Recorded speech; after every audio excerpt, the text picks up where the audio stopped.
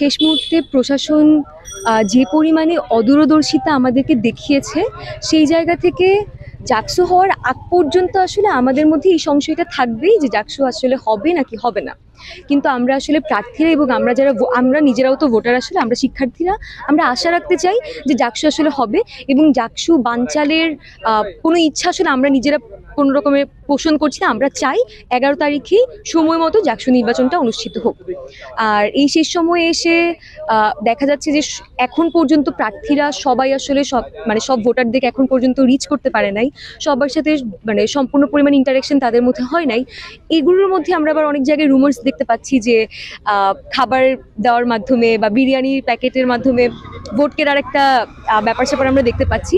তো এই জায়গাগুলো তো আসলে প্রশাসনের কান পর্যন্ত খবরগুলো অবশ্যই গিয়েছে, আমরা শিক্ষার্থীরা ভয়েস রেজ করেছি, কিন্তু এগুলো নিয়ে প্রশাসন এখন পর্যন্ত কোনো রকমের কোনো পদক্ষেপ গ্রহণ করেনি।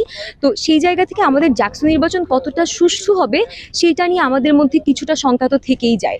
অ্যাকচুয়ালি আমাদের জাকসুটা কি আমাদের শিক্ষার্থীদের রায়েই হচ্ছে, নাকি কোনো দলীয় প্রভাবে হচ্ছে, নাকি কোনো নির্দিষ্ট ব্যক্তির নির্দিষ্ট সংখ্যক ভোটারের রায়ের মাধ্যমে আমাদের জাকসুটা হচ্ছে, সেটা নিয়ে আসলে আমরা এখন পর্যন্ত শঙ্কায় থাকবো জাকসু হওয়ার আগ পর্যন্ত।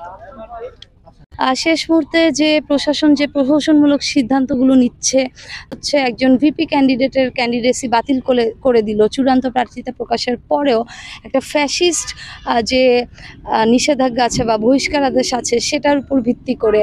তো এইগুলো তো আসলে শেষ মুহূর্তে প্রশাসনের থেকে আমরা বেশ বাধা পাচ্ছি। তারপরেও আমরা যেটুকু প্রচার করতে পারছি, এত বাধা সত্ত্বেও যে আমাদের শিক্ষার্থীদের কাছে পৌঁছে যেতে পারছি, এটা নিয়ে আমরা সত্যিই খুশি এবং আমি নিজেকে নিয়ে এবং আমার পুরো প্যানেলকে নিয়ে বেশ আশাবাদী।